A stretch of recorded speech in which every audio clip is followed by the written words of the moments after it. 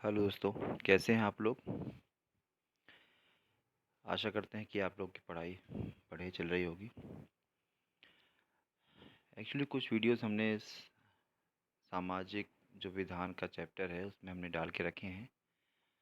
आप लोग उनको देखिए और हमने पीडीएफ इनका डालना भी स्टार्ट कर दिया हुआ है, तो आप टेलीग्राम चैनल को सब्सक्राइब कर सकते हैं, ग्रुप ज्वाइन कर सकते हैं उसमें। और ऐसा भी सोचा है हमने कि बीच बीच में आप लोग को इन्फॉर्म करके हम उसका चैट भी स्टार्ट कर देंगे। 1 घंटे 2 घंटे के लिए ऐसा कुछ टाइमिंग रखेंगे जिससे आप लोग अपनी क्वारीज या सीधे हम लोग इंटरेक्ट कर सकें, बात कर सकें।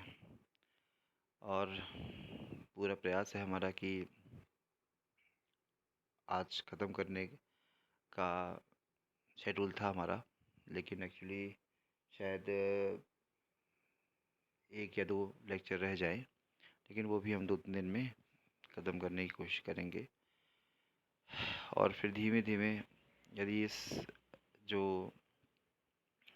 9th यूनिट है सामाजिक विधान की, उसके बाद लाइव लेक्चर का कुछ प्लान कर रहे हैं हम। उसके लिए आप सीधे जुड़ सकते हैं। एक्चुअली कुछ लोगों ने ये पूछा था कि बाकी यूनिट्स के नोट्स या उसका मैटर कैसे मिलेगा। तो आप लोग को हमने पहले भी बताया हुआ है कि आगे जैसे ही समय मिलेगा वैसे डेली का डेली एक लाइव लेक्चर, पीडीएफ, ये सब करने का है। सितंबर का जो महीना है वो बहुत बिज़ी रहने वाला है, आप लोग का भी और हम लोगों का ही। क्यों? क्योंकि इस समय हम लोग जैसे जैसे पढ़ाई की स्पीड तेज़ होगी तो हम लोग का जो ये प्लान है कि जल्दी से इनको ख़त्म करें और साथ में एमसीक्यूज़ भी इसका प्लान करते रहें। जिससे क्या होगा, आपने क्या पढ़ा है, किस तरह से आप लोगों को समझ में आ रहा है, कितना याद हो रहा है, तो उसको हम लोग लाइव टेस्ट कर सकें और जिसमें आपको कमी दिखे उसमें आप इम्प्रूव कर सकें। और रही बात आगे के लिए, यदि हम लोग ये सोचें कि यदि कोई चीज़ आपको समझ में नहीं आ रही है और तो आप उसको प्लीज़ कमेंट जैसे आप लोग कर रहे हैं, तो आप बिल्कुल से कमेंट्स कीजिए। जैसे ही समय मिलता है हम आपको उसको रिप्लाई करने की कोशिश करते हैं। और कभी-कभार ऐसा होता है कि हम सबका रिप्लाई नहीं कर पाएँ। इसका मतलब ये बिल्कुल नहीं है कि हम कमेंट्स देखते नहीं हैं या उनको जो आप लोग प्रश्न पूछते हैं वो हम या ध्यान नहीं देते हैं। लेकिन हमें जहाँ लगता है कि हम बता सकते हैं तो प्लीज़ हम उसको ज़रूर बताते हैं। तो आप लोग प्लीज़ थोड़ी मेहनत कीजिए, बहुत अच्छा एग्ज़ाम है। और साथ ही जिस आप लोग संभवतः सभी लोगों ने सोशल वर्क से जुड़ाव आपका होगा, आप लोगों ने सोशल वर्क से पीजी किया होगा, तो नेट की तैयारी भी आप लोग स्टार्ट कर दीजिए। और यदि किसी ने नेट का फॉर्म नहीं भरा है तो इस बार बहुत अच्छा चांसेस हैं, क्योंकि जो दिसंबर वाला 2020 का और जून 2021, इन दोनों को इकट्ठा कर दिया गया है। जिससे नंबर ऑफ जो सक्सेस होने वाले स्टूडेंट्स हैं उनकी जस्ट दोगुनी संख्या हो गई है। तो आप ये एक तरीके से समझ सकते हैं। मान लीजिए हर साल 10 प्रतिभावान छात्र निकलते हैं और 10 सीटें रहती हैं। तो हर 6 महीने में 10 छात्र आए और निकल गए, और अगले जो 10 छात्र हैं वो अच्छे तो हैं लेकिन 1-2 नंबर से चूकने के कारण नहीं होता है। लेकिन इस बार क्या है, 10 की जगह 20 सीटें हैं, तो 10 तो देखिए जो टॉपर हैं वो निकल ही रहे हैं। लेकिन जो आगे 10 बचे हुए हैं वो भी इनकी संभावना बन सकती है। मतलब कहने का मतलब जस्ट दोगुनी सीट्स हैं। इससे आपका नेट और जेआरएफ निकलना थोड़ा-सा बेहतर हो जाएगा और आसान हो सकता है, लेकिन तब भी मेहनत तो करनी पड़ेगी। तो अभी उसके लिए शायद डेट है, 2-4 दिन अभी टाइम है, शायद 5 सितंबर लास्ट डेट है।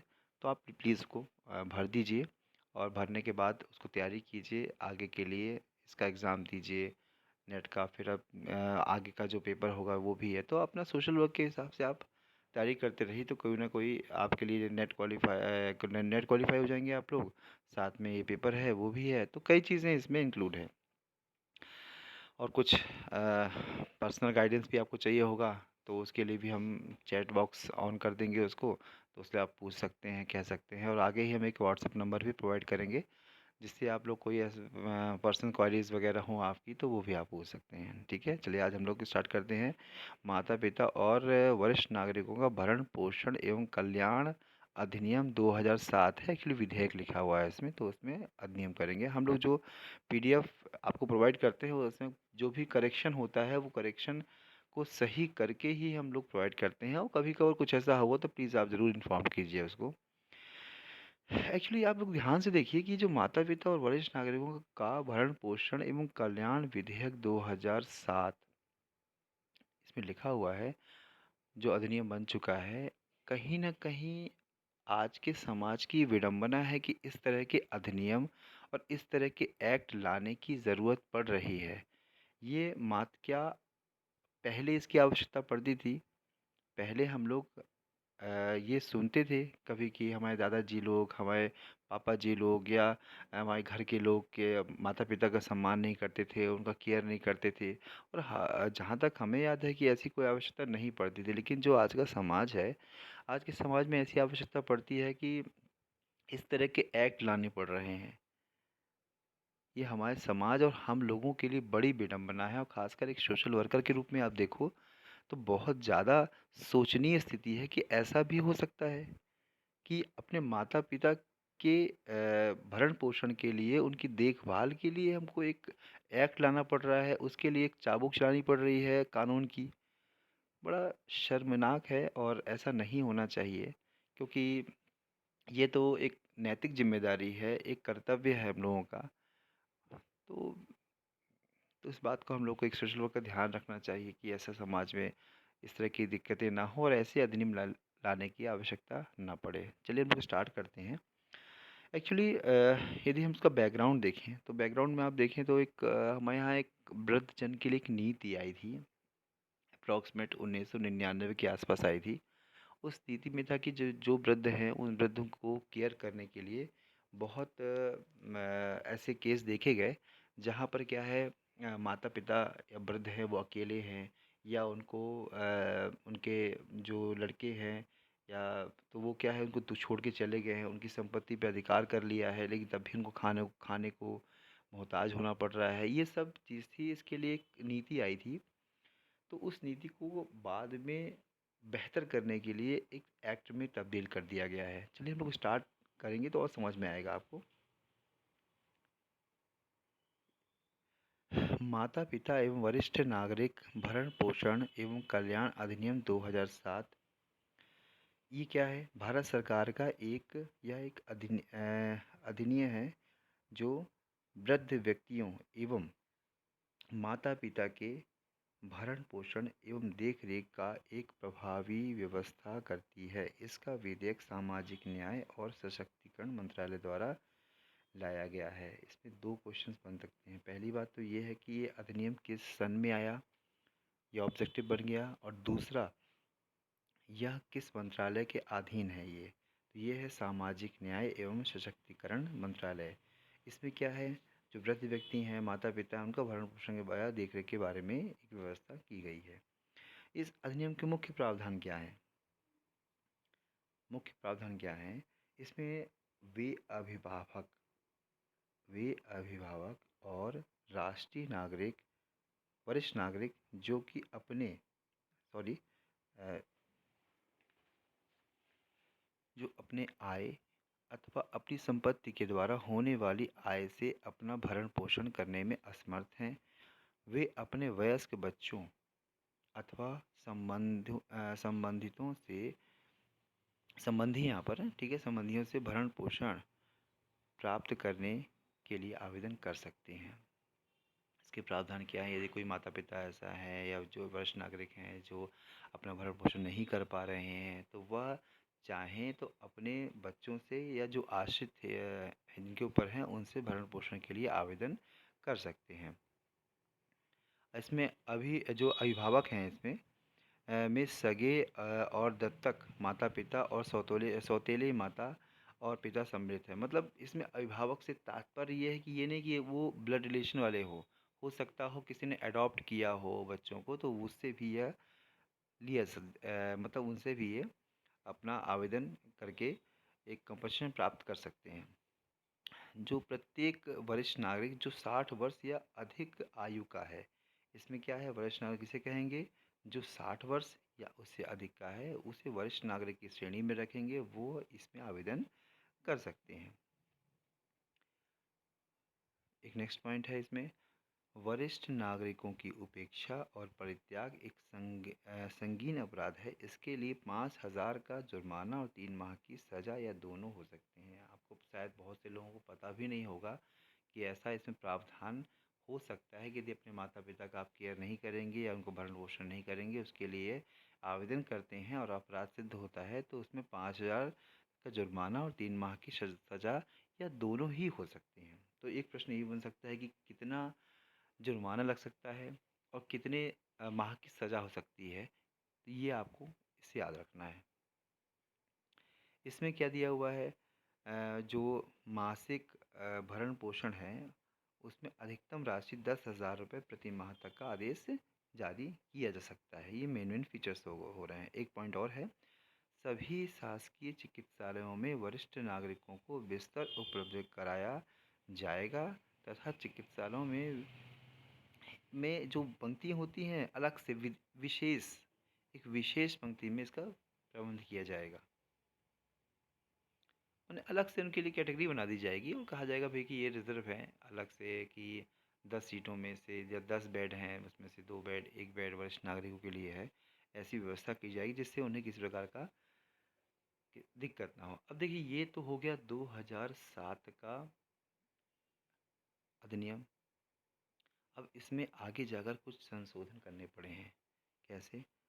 2019 में क्या हुआ है, माता पिता एवं वरिष्ठ नागरिकों का भरण पोषण एवं कल्याण संशोधन विधेयक 2019 प्रस्तुत किया, जो कि सबसे टॉप में लिखा था हमने, वो विधेयक है 2019 में प्रस्तुत किया गया। इसके बाद इस विधेयक को संसद की स्थायी समिति के पास भेजा गया है। बाद में ये नीति बनी हुई है।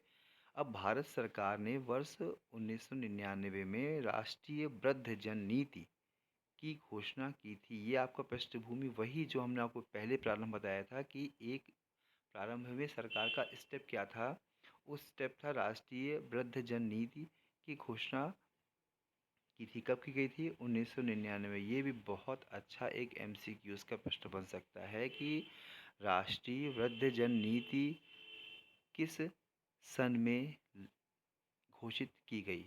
देखिए एक्चुअली आप लोग जो एग्ज़ाम का नेचर है ना, आपको अच्छे से पता होगा, ये जो एग्ज़ाम है वो माइनस मार्किंग वाला है।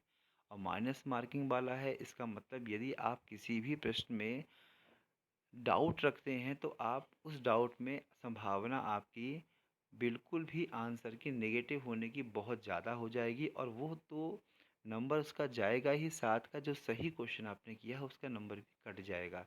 इसलिए हम लोग को हर एक प्रश्न जितना भी करना है वो इतना सॉलिड रहे कि हम लोग उसको माइनस मार्किंग के आधार पर ये समझ पे सकें कि ये हमारा क्वेश्चन सही है और आंसर हम लोग सही लिख के आएँ। जिससे एक ने ये भी पूछा था कि कट ऑफ का क्या रहेगा। देखिए आप समझिए, जब तक इस एग्ज़ाम ये जो एग्ज़ाम है ये एग्ज़ाम नहीं होगा, इस एग्ज़ाम के क्वेश्चंस कैसे आए हैं, इस एग्ज़ाम के क्वेश्चंस में किस पोर्शन से कितने क्वेश्चंस पूछे गए हैं और क्वेश्चंस का नेचर कैसा रहा है, सरल प्रकृति के रहे हैं कि कठिन प्रकृति के रहे हैं, और इसके आधार पर ही ये समझ में आएगा कट ऑफ कितना है। लेकिन आप कट ऑफ का समझिए, कट ऑफ माइनस मार्किंग है तो स्वाभाविक है बहुत हाई तो नहीं जाएगा, क्योंकि ये जितना भी क्वेश्चन लोग करेंगे वो क्वेश्चंस उतने ही करेंगे जितने उनको पता हो। तुक्का जैसे अक्सर होता है ना कि 60 करके आए, 40 में तुक्के मार दिए और क्या हुआ, 40 में 20 सही हो गए, मतलब 60 और 20 कितना 80 सही हो गए, मतलब 80 हमारे क्वेश्चन सही हैं। लेकिन अब क्या होगा, 60 आपने सही करके आए हैं, 40 हम तुक्के मार दिए, 20 आपके सही हो गए और 20 आपके गलत हो गए। संभावना हो सकती है। तो 20 गलत होंगे तो पहले 1/3 वो कट जाएगा, तो आपका 20 सही है तो 80 पहुँचे, 80 में से 1/3 कटेगा, अप्रॉक्सिमेट आपका 7 या 7 नंबर के आपके अप्रॉक्सिमेट कट जाएंगे इसमें।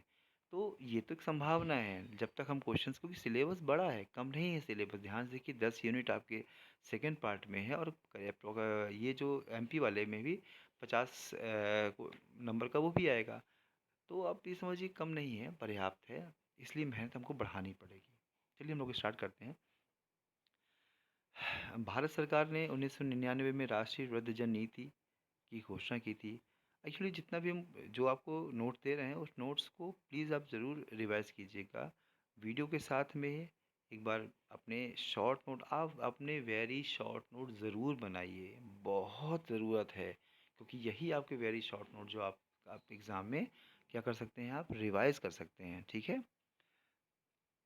अब इस माध्यम से इस जो ये था पृष्ठभूमि थी, इस जो नीति थी, इस नीति के तहत क्या है, वृद्धजन के अधिकार पहचानने में उनकी आर्थिक स्थिति, सामाजिक स्थिति सॉरी, जीवन संपत्ति आदि के बारे में सरकार को जानकारी हुई और सरकार ने कहा कि इसमें ज़िम्मेदारी हमको लेनी पड़ेगी। लेकिन बहुत सारी संस्थाएँ हैं, समाज सेवी जो संस्थाएँ हैं, एनजीओ हैं, सरकार की तरफ से लगातार इस बात पे दबाव बनाया कि ऐसा करिए, कुछ नीति बनाइए, नीति को क्रियान्वयन के लिए कुछ कानूनी प्रावधान बनाइए। नहीं तो क्या होगा, नीति तो बहुत सारी बन जाएंगी और जब तक कानूनी प्रावधान नहीं होगा, सजा का प्रावधान नहीं होता, तो उसमें इम्प्लीमेंट करने में दिक्कत होती है। तो बहुत सारे एनजीओ ने दबाव बनाया और इसी दबाव के तहत क्या हुआ, वरिष्ठ नागरिकों का भरण पोषण एवं कल्याण अधिनियम 2007 पारित किया गया। ठीक है? अब यदि आप ध्यान से देखें, 2007 का अधिनियम संशोधन नीतियाँ क्यों आई, इसके बहुत सारे कारण हो सकते हैं और ये कॉन्सेप्चुअल क्वेश्चन बन सकता है आपका कि ये वृद्धजन नीति आने के क्या कारण संभावित हो सकते हैं। तो बहुत सारे अब से ये जो समय आ रहा है, इस समय में क्या देखा होगा आपने, जितने भी जो परिवार क्या हो रहे हैं, पहले आप बहुत सारे परिवार एक ही छत के नीचे रहते थे और उनकी सबकी एक जवाबदारी थी। जो महिलाएं थी वृद्ध, वो बच्चों को संभालने का काम करती थीं। जितनी भी यंग महिलाएं थी वो खाना बनाने या बाकी जवाबदारी की थी। जितने पुरुष थे बाहर, सभी की जवाबदारी थी बाहर से कमा कर लाने के लिए। तो ये सब जवाबदारियाँ सबकी बटी हुई थी, जिसमें कोई एक व्यक्ति किसी कारण से नहीं कर पा रहा था, तो सब सब लोग उसमें कंट्रीब्यूशन करते थे। और इस कारण से जो वृद्ध वहाँ वरिष्ठ लोग होते थे, उनकी जवाबदारी भी सब लोग आराम से उठा लिया करते थे। परंतु आज के समय में क्या हो गया, एक सिंगल परिवार हो गया है, हस्बैंड वाइफ हो गए हैं, एक दो बच्चे हो गए हैं, बड़ा शहर हो गया है, छोटा सा मकान है, वहाँ पर ये है कि हम अब दोनों जॉब में हैं, कैसे व्यवस्था करें, इनकी व्यवस्था देखें, ये सब बहुत सारी उनको टेंशन होती है। इस कारण वो अपने जो माता पिता अभिभावक को ध्यान कम दे पाते हैं। अब एक इसमें सर्वे बताया गया है 2018 वाले में कि कितने जो वरिष्ठ नागरिकों के प्रति अपराध में कितनी वृद्धि हुई। ये सब भी है क्योंकि जब अब अकेले रहेंगे माता पिता, बहुत सारे जो मेट्रो सिटीज़ में माता पिता अकेले हैं, वृद्ध हैं, उसके लड़का या लड़की बाहर चले गए हैं, जो रह रहे हैं अमेरिका, इंग्लैंड या आपका लंदन वगैरह जो भी है, वहाँ रह रहे हैं। तो आप समझिए कि अब वो अकेले हैं, अब अकेले हैं तो कोई नौकर आया, किसी ने अपराध है, कोई चोरी के मकसद से आया, तो ये बहुत सारे अपराध हुए। इस अपराध को भी दर्ज किया गया है, उसी के आधार पर आगे इनकी केयर के लिए व्यवस्था की गई है।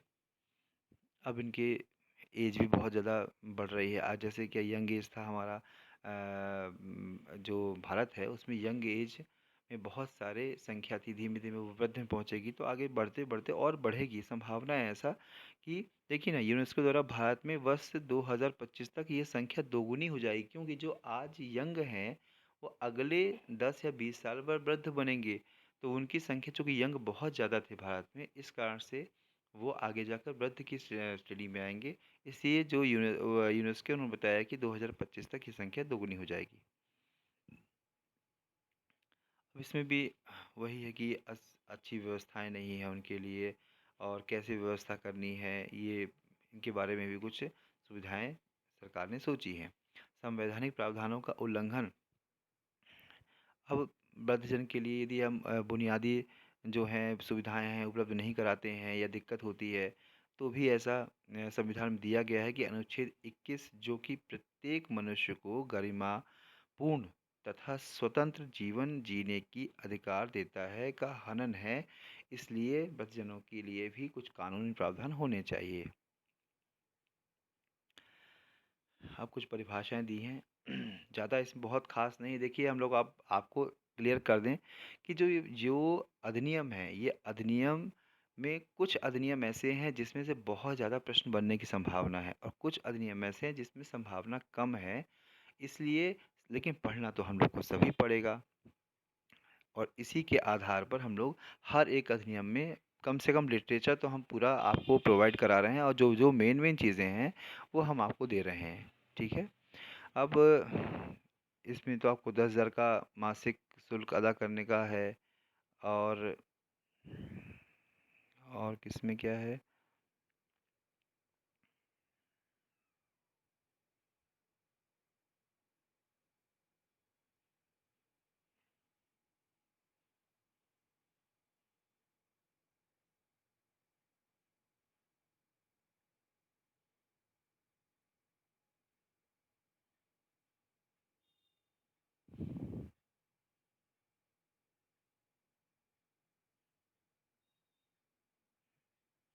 इसमें कुछ नहीं है, सीधा आप लोग एक बार रीड कर लीजिएगा, समझ लीजिएगा, बहुत ज़्यादा इसमें इम्पोर्टेंट नहीं है। जो फैक्ट है वो ज़रूर 3-4 फैक्ट मैंने बताए हैं आपको कि उस फैक्ट में क्या है आपको। पहली बात तो इसमें सज़ा का प्रावधान दिया हुआ है, मैक्सिमम सज़ा कितनी है, कितना भरण-पोषण के लिए अधिकतम राशि 10,000 रुपए की। देखिए 3-4 पॉइंट आप लोग ध्यान से पढ़ लीजिए। पहला पॉइंट क्या है आपका? पहला पॉइंट तो ये है कि यह अधिनियम कब लागू हुआ? 2007 को। 2007 की पृष्ठभूमि क्या थी? 1999 की वृद्धजन नीति, भारत की जो वृद्धजन नीति है वो है।